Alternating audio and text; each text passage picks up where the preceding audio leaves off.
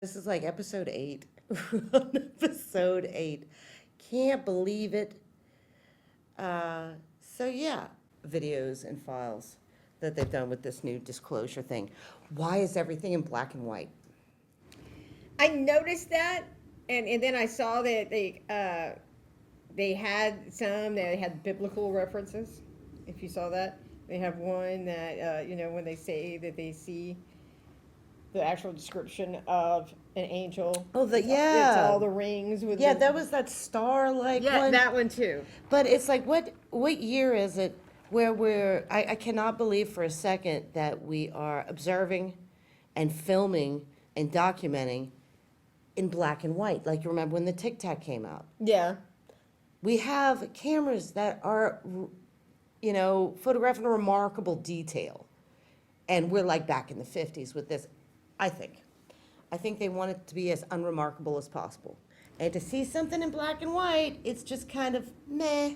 I have been seeing that they have been using your phrase a lot. Anomalous phenomenon. I was ready to call bullshit on remote viewing. I really was. Because as a person with a certain amount of psychic ability, I was like, well, no, you know how like when you're about to go on a trip, right? And you've got this image in your head of what the place is going to look like.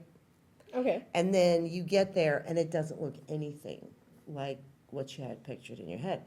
And I found out it's because you're too attached to the image and the outcome. When it comes to remote viewing, you can't care about anything. You have to like keep a completely open mind, and almost like the guy I was watching a video from said it's best to be skeptical, and I was very skeptical. I was like, this isn't gonna work.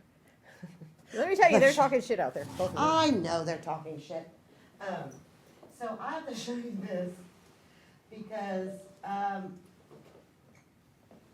can't lie, I was a little freaked out. So it's this guy, and he was saying that one of the techniques they use is to have a number. So I saw that. Yeah. his was an 8-digit number. So mine was 6239/6685. Okay. And so you're supposed to concentrate on that, and just with kind of like just with a pen, just like sketch like a continuous line of something, and don't worry about it, and don't be attached to it. Well, let me show you. Okay, so this is what I drew. Okay. What's killing me is the hill on the side and the mountain. See how this goes up? And it's like the landscape. That's amazing. Okay. So he's like, I have something in my pocket, just, what do you see? And so I did this. Looks like a soccer ball, right? Hold on. It was really this. Very close, Christy. Very, Very close. very close. And the second one was like lines going up and down, right? Yeah. So I was like,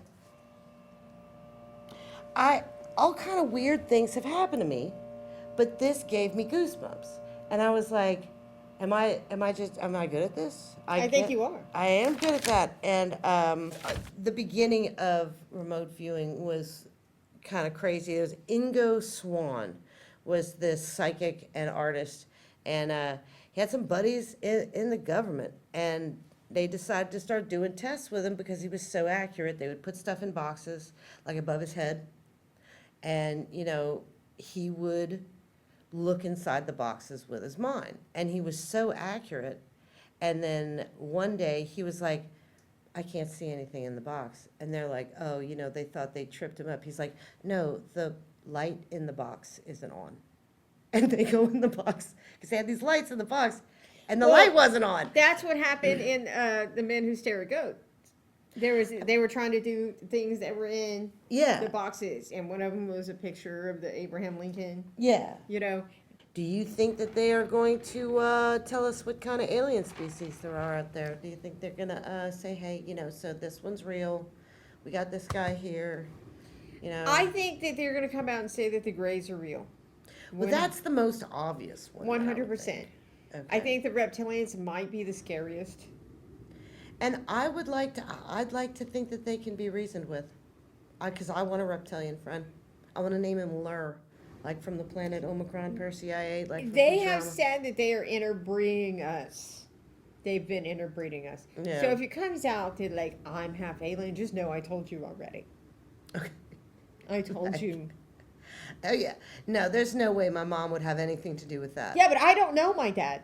My dad, so say, died before I was born. So say. So if like it comes out and they're like, Misty's an alien. Oh, and look, Misty. I told you. I would be like, of course she was an alien. That makes so much sense. You know, just like if I got abducted, people would be like, yeah, that makes See? a lot of sense. You know, this is what I would do though. If I got to hang out with aliens and to start teaching them about our culture, right? I would teach them that fuck is the most versatile word in any language. It has so many different uses. It can be thrown in there for inflection. You could be fucked up. That could mean that you're beat up or that you're drunk. You could fuck somebody up, beat somebody up. You know, that it's just got so many uses.